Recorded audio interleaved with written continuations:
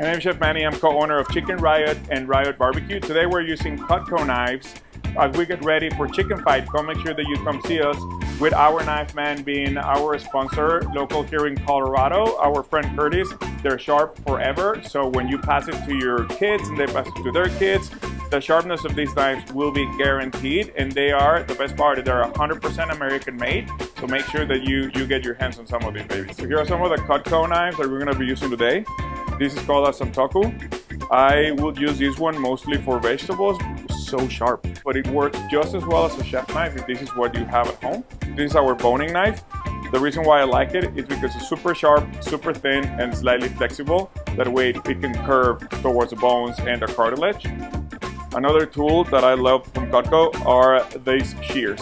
They're super strong, super powerful. We're gonna end up using them. I'm gonna show you how to do a half chicken, and this one will serve us to cut through the spine.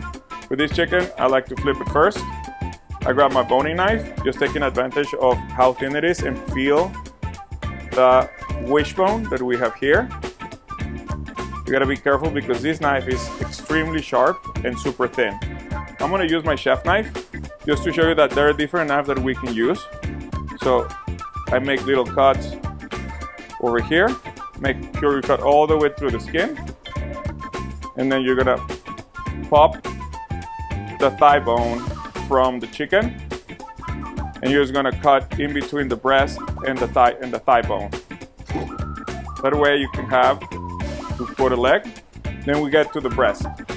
Over here, the first cut, this is what I would normally use, but I wanna make sure that you guys see that we can also use the chef knife from Cutco, and just go one stroke along the sternum. You can feel the cartilage. Get as close as possible, and then you start cleaning as close as possible to the cartilage to get as much meat. Here, this is where the wishbone would be in the way. We would have not taken that apart. Once you get here, you get your first breast.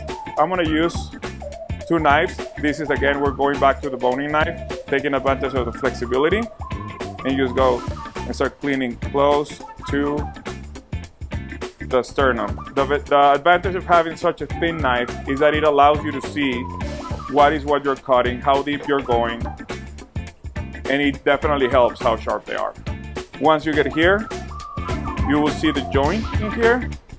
This is when our butcher knife comes really handy, because you just cut through the bone, taking advantage of the thickness of the tip of this. Identify where the joint is here, and do the same. I like to remove the tip of the wings, and I also use it for the stock. And then from there you have whole wings, or you can have drumstick and wing. And all of this can be done with a knife just as big as this, or as thin and delicate as your boning knife. Alright, so for this, we're gonna do a spatchcock. Here we're gonna use our shears from Cutco. And one of the benefits of having these shears here is that the best way to clean them, you open them, you separate them, and they're dishwasher machine safe. So you're gonna be able to wash them properly. We're gonna come over here. We cut one side of the spine. Just go down the spine. So this is what we're removing. And my favorite tool to finish this is to use my cleaver from Cutco. Remember, this is pure power, and they're sharp forever, right? Even when you pass it to your kids, they pass it to their kids, they will still be warranted forever, so they can talk about how the sharpness has stayed for that long, even after we cut through bone. So we get here, and I just go here. See how easy that was? How clean the cut is because of the cleaver that we have here from Cutco.